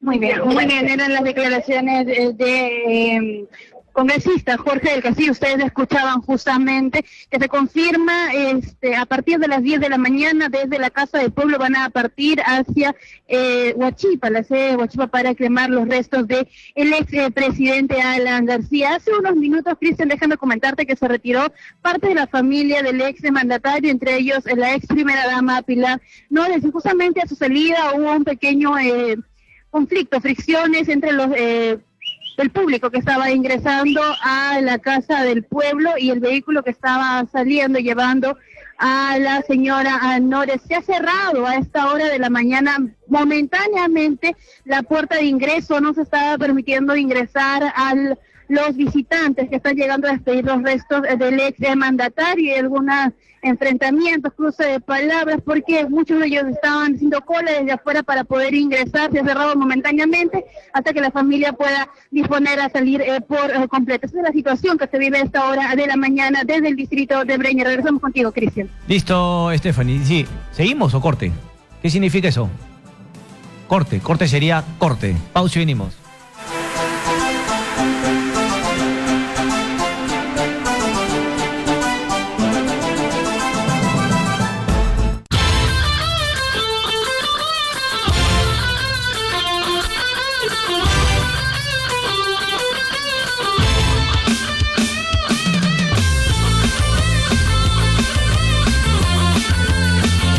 Bien, 10:35, seguimos en Exitosa, la radio del Perú. Poquito el análisis, ¿no?, económico de lo que fueron, además han sido pocos, ¿no?, los presidentes que han tenido 2 mandatos. No es el único Alan García Pérez, pero han sido pocos. Estamos con Carlos Adriancén, economista docente de la Facultad de Economía de la UPC, justamente para analizar esto que tuvo a bien llamar, ¿no?, desde el punto de vista económico, entiendo, el exdirector de Perú 21 del diario El Comercio, como los dos Alan, ¿no? Alan el bueno y Alan el malo, como lo planteaba, claro, desde lo que fue la economía en cada uno de sus gobiernos. Alan el malo en el primer gobierno, que tuvo, digamos, un corte más socialista, si se quiere, y en el segundo gobierno un corte de alguna manera más liberal, más capitalista, no sé. Nos los cuenta justamente Carlos Adriancén. Carlos, ¿cómo estás? Buenos días. Buenos días. En realidad, simplificar las cosas a veces tiene costos. Por ejemplo, el primer gobierno de Alan García, más que un gobierno entendible o atribuible al recientemente fallecido presidente, tiene que ver con el sentimiento y la moda económica que involucró a todos los peruanos, o a la mayor parte de los peruanos, en los días del gobierno del APRA e Izquierda Unida, acordémonos bien. Gran parte de la izquierda limeña estaba involucrada, muy cercana a Alan García. Lamentablemente, se siguieron las ideas de esta gente que básicamente se receta como un gobierno que tuvo fases o detalles mercantilistas muy pegadas a la corrupción con mercaderes y socialistas con ideas económicas populares desastrosas que convirtieron al Perú en un país latinoamericano con estándares africanos y que pusieron al Sendero Luminoso muy cerca de Tomarlima. Fue un gobierno no malo, fue desastroso. Quien haya calificado de malo es más que generoso, es irresponsable. Los estándares de vida de un sudamericano y de un peruano se pusieron lejos de los de un sudamericano y mucho más cerca de los africanos. Tomó más de una década recuperarse en función a lo malo y a los errores de dicho gobierno. Correcto. La segunda administración, sin embargo, si miramos fríamente, si agarramos todos los gobiernos desde que ha aparecido la Constitución de 1983 a la fecha, para tener un marco legal más o menos comparable, y le quitamos a las principales variables macroeconómicas los efectos de los términos de intercambio, el segundo gobierno de Alan García, se acuérdense los días del perro del hortelano, fue el que mejores indicadores macroeconómicos ha tenido, pero lejos, señor Hugo, lejos. Yo he hecho un ejercicio en esa dirección y he evitado comentarlo para no sacarle un uso político, pero ahora que el presidente aludido y es un difunto, cualquiera que haga una comparación en términos de crecimiento, exportación, volumen de comercio, reducción de pobreza, Alan García tiene mucho mejor performance macroeconómica, el segundo gobierno de Alan García, correcto, que cualquier otro, y sobre todo que el actual.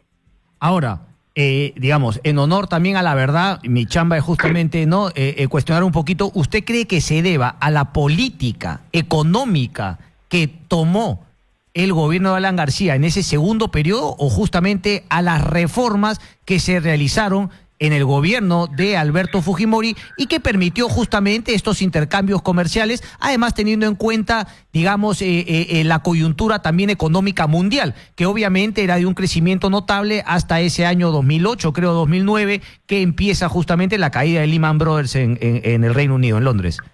Con el corrupto gobierno de Velasco Alvarado, fue tremendamente corrupto, los términos de intercambio fueron mucho mejores que los que tuvo García.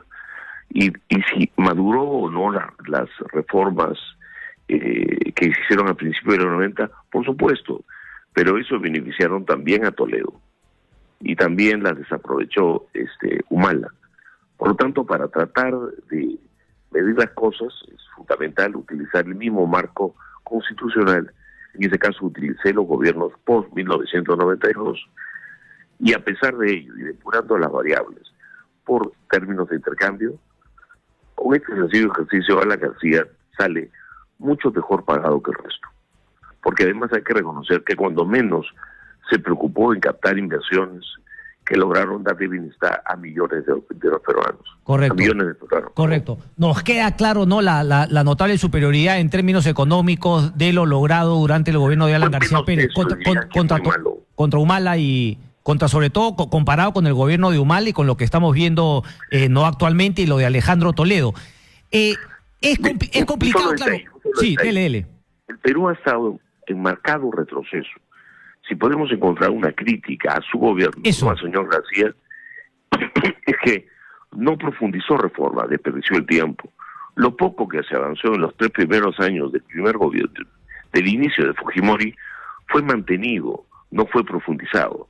Y ese fue un severo error, porque la suerte del Perú hubiera sido muy distinta si aplicábamos reformas institucionales en esa administración. Ese era mi punto. Por ejemplo, si depurábamos a la policía, depurábamos a la fiscalía, depurábamos a la judicatura para que la ley pudiera ser aplicable de manera transparente para todos.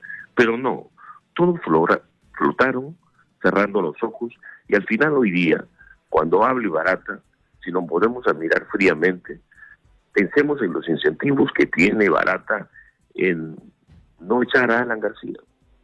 Porque si alguien cree que la Fiscalía es capaz de probar si Barata va a mentir o si Barata va a hacer otra cosa que lo que le conviene a Odebrecht, entonces estamos pecando de inocentes. Correcto. ¿Usted no cree que hay manera de finalmente, digamos, lograr la seguridad de que Barata no está diciendo únicamente lo que le conviene? No le conviene ni al gobernante de turno ni a Odebrecht. Y ellos tienen sus propios intereses. Pero algún día conoceremos la verdad. Sí, yo no creo en la capacidad de la Fiscalía ni del Poder Judicial para que tengamos la certeza que lo que diga Barata no sea lo que le conviene a Barata y a Odebrecht. Okay. Y seguramente lo que ha podido negociar con el actual gobierno. ¿Usted cree que ha habido una negociación de Odebrecht con el actual gobierno vía qué? ¿Vía el acuerdo de colaboración? Yo creo que el acuerdo de colaboración es un reflejo de negociación de un actor político y una empresa sinvergüenza, que hace rato debió ser implacablemente tratada de acuerdo a la ley peruana y a los intereses del Perú, no a los intereses de privados. ¿Cómo? Para combatir la corrupción es fundamental aplicar incentivos implacables contra ella. Y punto de partida es tener la fiscalía que no tenemos, tener la judicatura que no tenemos y tener un marco legal que sea muy preciso, no algo tan difuso que hace que hoy día no tengamos la absoluta certeza de que casi todos los involucrados lo son. Simplemente caen los que no están en el poder de turno. La señora Villarán está tranquilita, y yo lo digo, me encantaría tener la plena certeza que el actual presidente, cuando fue jefe de campaña, en realidad no supo de los aportes de Odebrecht. Y yo no tengo ningún motivo para descartar eso. Correcto, entonces usted cree que si es que finalmente se va a saber más de este gobierno... en unos 20 años. En unos 20 años. Pero solamente una pregunta. ¿Usted cree que, claro, más allá de lo que Barata puede ocultar la empresa Odebrecht respecto de este gobierno, como usted plantea, digamos, está en capacidad de mentir, o sea, de adjudicar responsabilidad a personas que no tienen responsabilidad, o por lo menos eso no puede suceder? Es decir, no vamos a saber toda la verdad, pero lo que nos va a contar no es mentira. No, yo creo que ese es un poco de mentirosos. Yo no podría culpar a nadie, ni al señor Vizcarra, ni al señor difunto Alan García, ni a la señora Villarán. En un país civilizado solo se condena apegado a la ley. No. Hay algo peor que un culpable no vaya preso. Es que un culpable vaya preso pisoteando la ley, porque esa ley es la que nos da a todos seguridad jurídica y seguridad para vivir como ciudadanos libres. Correcto, no, pero... En este momento no tenemos esa institucionalidad. No tenés esa institucionalidad. O sea, ¿usted cree que finalmente Barata sí nos puede mentir? O sea, puede terminar yendo gente inocente presa. Por supuesto, y no solamente, muchos culpables pueden salir bien parados. Muchos culpables pueden salir bien parados. Y muchos inocentes pueden terminar presos por palabra de Barata. Hoy día se critica mucho a los burócratas de este país porque están paralizados a la hora de tomar decisiones. Pongámonos en sus zapatos. Son gente capaz y honesta que puede ir presa en medio de este circo. Ok. ¿Y cómo luchamos entonces con la corrupción? Porque a usted le quedará claro que finalmente la corrupción, el primer gobierno durante Alberto Fujimori, y bueno, y si revisamos a Alfonso Quirós en su libro, la corrupción es histórica, ¿no? Bueno, el problema de la gente que dice que la corrupción es histórica es que pasa porque no la define. ¿Pasa por? Que no define lo que es corrupción burocrática. La corrupción burocrática debe ser definida de la manera más precisa posible y ayuda mucho tener un aparato judicial implacable, como para que esto no se cubra y que hayan leyes que permitan que muchas veces los episodios de corrupción no se denuncien. No sabemos lo corrupto que fue Velasco, salvo la tradición oral que decían que en cada ministerio se robaban millones de dólares solamente en los muebles y en las ventanas. La corrupción no es fujimorista. Había corrupción mucho antes que Fujimori. Correcto. Lo que no puedo negarle, y nadie le puede negar, es que entre 1998 y 96, que inicia la publicación del índice de percepción de corrupción de transparencia, y el año 2016 tuvimos 60 puestos en el ranking de corrupción global. Eso es algo que los peruanos no podemos evitar. Ese quizás es el error de cualquier gobierno en los últimos 20 años. Correcto. Es que no haya introducido incentivos implacables, no retórica, no show, implacables, y metido preso a todos los involucrados, que no solamente son el presidente, son secretarias, son peritos, son directores generales, son ministros, y antes de hacer eso los peruanos vamos a ver muchas cosas, ¿no?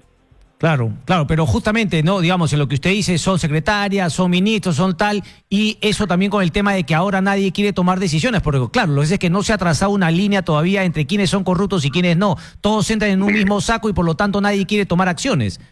Señor Fútbol, la corrupción nunca deja huella, no llena formularios, pero lo que sí podemos hacer es calcular todos los índices de corrupción de diferentes fuentes, asociarlos con el PBI y depurar el efecto de este clima de corrupción burocrática, porque la corrupción siempre es burocrática. A los burócratas les pagamos porque no haya corrupción. Porque si hacemos eso, descubriremos que en promedio podemos perder, en términos de crecimiento y bienestar económico, en mi estimación personal para 12 indicadores, aproximadamente unos 13.000 millones de dólares del año 2010 cada año. Correcto. Porque no es cuánto se roban, sino cuánto nos empobrecemos, cuánto no se hace, cuánto no se invierte, porque existe esta corrupción que hace, por ejemplo, que algunos proyectos mineros que hoy día son muy populares cambien de un día para otro por arte de Dirle Bitloque. Me interesó esa última frase. ¿A qué se refiere, por ejemplo? ¿Que cambiaron como qué? No me gusta que hayan cambiado el mineroducto, me parece que es algo que hay que investigar. Exactamente, aquí lo hemos dicho, tal cual, es que eso. Y otro tema, cuando usted mencionó, señor Arancén, el tema de los burócratas, disculpe mi ignorancia, pero por definición burócrata es funcionario público, no necesariamente. No, burócrata, hay burocracia privada y pública, pero solamente el término burócrata se refiere al funcionario público. Si los funcionarios públicos fueran personas decentes y tuvieran un marco institucional adecuado, la corrupción sería despreciable. Siempre va a haber un pillín privado al que se le mete preso. Pero cuando la corrupción, microcorrupción, en cada colegio, en cada entidad pública es masiva, las pérdidas son enormes. Interesante. Una última, Carlos. ¿Qué hacer, por ejemplo, con tener solamente a una empresa que canta, que además efectivamente tiene un acuerdo bastante beneficioso? Yo también lo he dicho acá en este programa, pero ¿qué hacer, por ejemplo, con las peruanas? Con las peruanas que hasta ahora ni siquiera tienen la dignidad de decir, bueno, sí, yo me equivoqué. O sea, estamos a merced de una extranjera y las peruanos no quieren cambiar absolutamente nada. No, hace poco leía una señora columnista en un diario, esos que ya casi nadie lee, que decía que los peruanos no queremos acabar, que queremos acabar con la corrupción. Mentiras. Usted sabe lo que implicaría tener un cuadro de jueces y fiscales implacables, con policías implacables, que comiencen a meter no a cientos, sino a miles de peruanos presos por los próximos 20 años en los gobiernos locales, en los gobiernos regionales, en el gobierno. Sería la cosa más impopular de la tierra. Estamos acostumbrados a cerrar los ojos, solamente creer que la corrupción es Toledo o cualquier otro presidente. Correcto, solamente las cabezas, y en verdad no estamos haciendo lo que yo también le critico a este gobierno, ¿no? Que claro, se llena la boca, pero no se hacen las reformas para evitar los incentivos que justamente incentivan, valga la redundancia, la corrupción. Claro, eso se mantiene incólume. ¿Que haya corrupción? Claro. Correcto. Eso hay que cambiarlo, porque además hay un detalle que el radioescucha tiene que tener muy claro. Nuestro nivel de vida es un reflejo directo para 180 países del índice de percepción de corrupción, porque la corrupción espanta la inversión. Por eso hay tanta gente en el país que quiere más Estado, pero sin cambiar los incentivos. Correcto. Porque es el camino fácil. Primero a quemarse y después a salir rico. Carlos Arancén, un placer como siempre. Un gusto. Buenos días. Buenos días. 10 de la mañana con 51 minutos. Pausa y venimos con el final.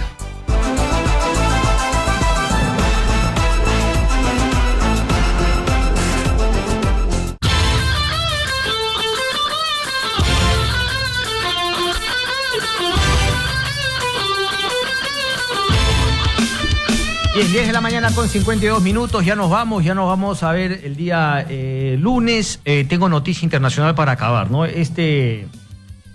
Informe Mueller en los Estados Unidos que justamente iba a investigar, ya está a punto de ser publicado, la injerencia de Rusia en las elecciones del 2016. 2016 fue efectivamente, claro, 2020, elecciones en los Estados Unidos. No, ¿cuándo son las elecciones de Estados Unidos? ¿Este año o el próximo? Arrancó 2016, 2017, 2018, 2019, creo que este año de elecciones. Ahorita lo vamos a confirmar. Bueno, el presidente Trump ya arrancó, pues toda una teoría, ¿no? De complots internacionales y pura bararán. Pero bueno, hay gente pues que le gusta pensar ese tema. Un poquito como la religión, ¿no? No se me vayan a resentir ahora los religiosos, ¿no? Es siempre justamente darle el poder de todo lo que a uno le ocurre a alguien más. No es responsabilidad nuestra, hay un complot internacional. No es la voluntad del Señor. En fin. Trump fustiga el informe Mueller antes de su publicación. El mayor fraude político de todos los tiempos, ha dicho. Los delitos fueron cometidos por policías podridos y corruptos y por los demócratas y su partido. Hace poco yo mencionaba justamente un artículo muy interesante de estaba en Político US, en esta página web, que además tiene su versión aquí también justamente en el Perú, con la cual dirige Ricardo Vázquez Kunze. Que además se soltó una columna el día de ayer que la verdad, pero bueno, finalmente ya podremos conversar con Ricardo para discutir al respecto, pero incluía el tema de la muerte, ¿no? Y claro, traía a colación ejemplos de otras figuras internacionales, pero de ahí a traer a Salvador Allende, o sea, de que todo el mundo fustiga justamente por las reformas, por todo el tema en Chile, ¿no? Por la amistad con Fidel Castro, etcétera, etcétera, pero bueno. Son cosas pues que suceden aquí en nuestro país.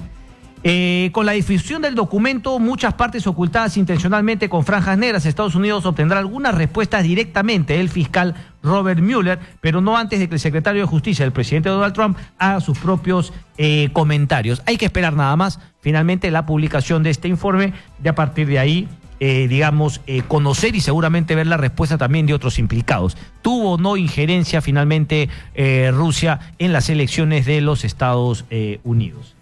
Venezuela, el tema de Venezuela cada vez más complicado, una inflación que se proyecta alcanzará la cifra sorprendente de 8.000%.